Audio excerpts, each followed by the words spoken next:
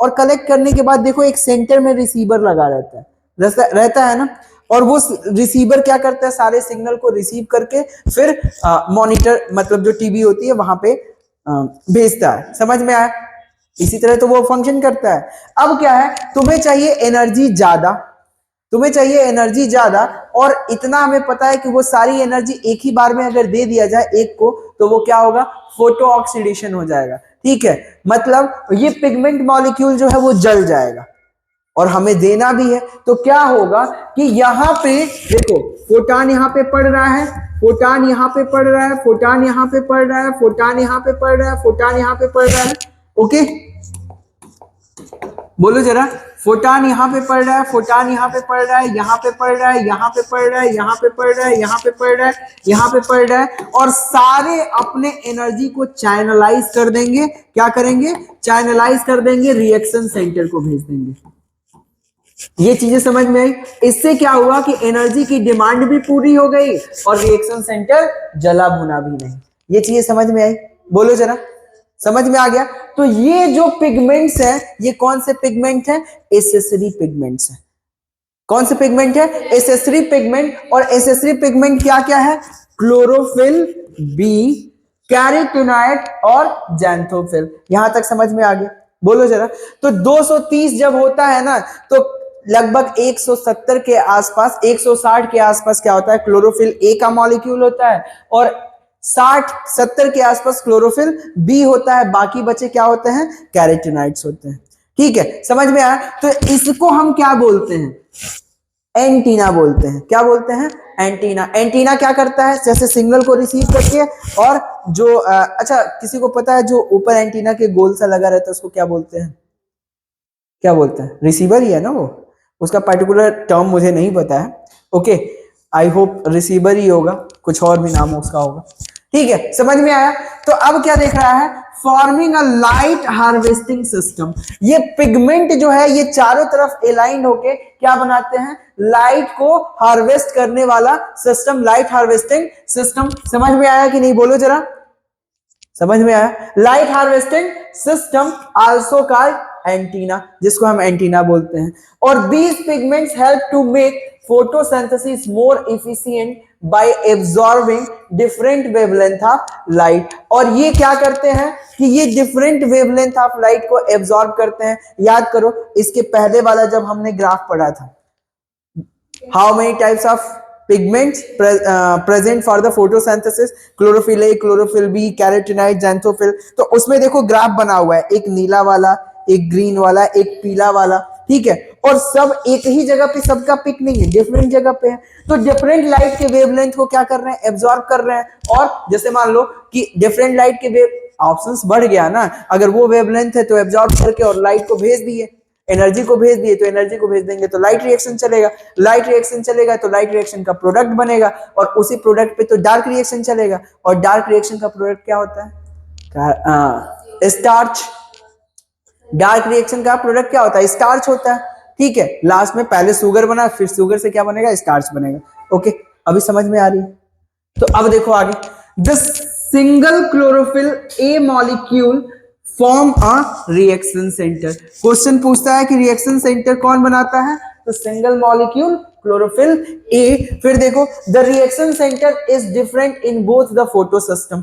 दोनों photo systems में, अभी हमने पढ़ा ना कि लाइट हार्वेस्टिंग कॉम्प्लेक्स जो होता है उसमें दो फोटो सिस्टम्स होते हैं, एक फोटो सिस्टम 1 होता है और एक फोटो सिस्टम 2 होता है। तो जो 1 होते हैं उसको नंबर ज्यादा दिया गया है, मतलब क्या?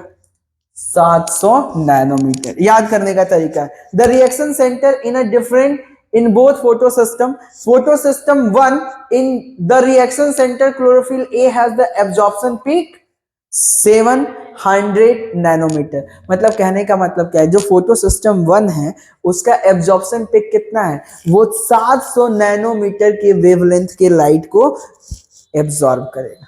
ये चीज समझ में है? इसीलिए उसके रिएक्शन सेंटर को हम क्या बोलते हैं?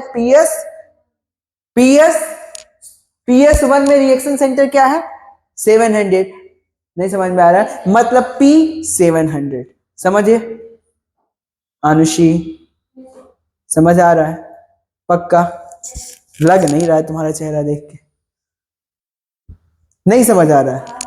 आ रहा है। देखो इतना समझो कि लाइट को हार्वेस्ट करने के लिए दो सिस्टम होते हैं, फोटो सिस्टम 1, फोटो सिस्टम 2। समझ में आया? तो जो फोटो सिस्टम 1 है ना, वो 700 नैनोमीटर के वेवलेंथ को क्या करता है, एब्जॉर्ब करता है, जिसकी वजह से हम उसका नाम क्या रखते हैं, P700। ओके। और जो फोटो सिस्टम 2 होता है उसका एब्जॉर्प्शन मैक्सिमम कितना है, 680 नैनोमीटर है, इसीलिए उसको हम क्या बोलते हैं, P680। समझ में आया? हाँ, पक्का समझ में आ गया? इसके आगे वाला कॉन्सेप्ट थोड़ा सा और टफ है, तो घबराना नहीं है, नहीं रहने नहीं देना है, रहने तो नहीं देना है। यहां तक समझ में आया कि नहीं आया, पहले बताओ? पक्का आया है? अच्छा ठीक है, चलो अभी हम आगे नहीं चलेंगे। ओके, हम तुम लोगों से यही पूछते हैं कि इस चैप्टर में अभी तक तुम लोगों को क्या नहीं समझ आया, पहले हम उसको ही डिस्कस कर लेते हैं। ओके चलो ठीक है, यहां तक समझ गए? जाना नहीं भाई, चलो ठीक है, बोलो क्या नहीं समझ में आया? अर्ली एक्सपेरिमेंट नहीं समझ में आया। चलो ठीक है, पहले समझते हैं। तुम क्लास में थी उस समय, तो कहां समझ में आएगा? जब क्लास में नहीं थी तो समझ में कहां से आ जाएगा? चलो ठीक है, जल्दी से समझाता हूं, ध्यान से सुनो। अभी 8 मिनट है, तो मैं कुछ एक्स्ट्रा नहीं पढ़ाऊंगा। जिसकी क्वायरीज है इस चैप्टर में, अभी तक जो पढ़ा हुआ है, जो नहीं समझ में आया उसी पे मैं डिस्कस करूंगा। अर्ली एक्सपेरिमेंट में देखो क्या हुआ कि एक साइंटिस्ट थे जिनका नाम था जोसेफ प्रिस्टले। ओके, पहले ध्यान से सुनो।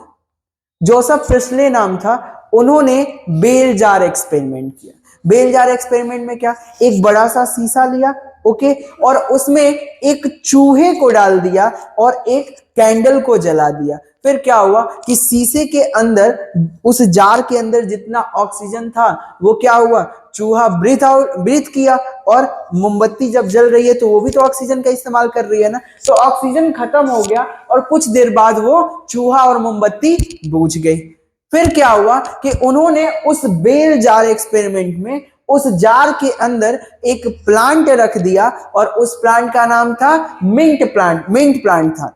ठीक है, और फिर क्या देखा कि मोमबत्ती भी जल रही है, चूहा भी जिंदा है और प्लांट भी आराम से खिल रहा है। तो उन्होंने बोला कि ये जलती हुई मोमबत्ती और रेस्पायरिंग जो माउस है, ये दोनों ही समहाउ एयर को खराब कर रहे हैं। और प्लांट को रखने के बाद उन्होंने बोला कि जो ये एयर को खराब कर रहे हैं, फाउल कर रहे हैं, उसी को प्लांट रिप्लेस करता है। यहां तक समझ गए? बोलो जरा। तो इसी जो खराब कर रहे हैं, कार्बन डाइऑक्साइड निकाल रहे हैं, और प्लांट क्या निकाल रहा है, O2 निकाल रहा है। तो इन 1777 में उन्होंने वाइटल एयर की डिस्कवरी की। वाइटल मतलब क्या होता है, जो तुम्हें जीवन प्रदान कर रहा है। ठीक है, क्या किया, वाइटल एयर की डिस्कवरी की, मतलब ऑक्सीजन की डिस्कवरी की। समझ में आ गया? अब भी कोई प्रॉब्लम नहीं ना? तुम्हारा चेहरा देख के लग रहा है कि मतलब अरे सर क्या ही पढ़े, क्लास हम छोड़ देते हैं, शादी रहती है, आप समझ नहीं रहे हैं, शादी बहुत जरूरी है हमारे लिए। चलो ये समझ में आ गया बेटा। इधर देखो, अब दूसरा एक्सपेरिमेंट देखो। एक साइंटिस्ट थे, ध्यान से देखो, कोई बात नहीं है, शादी ब्याह आता रहेगा, अटेंड करो, कोई बात नहीं है, मैं बार बार पढ़ाऊंगा।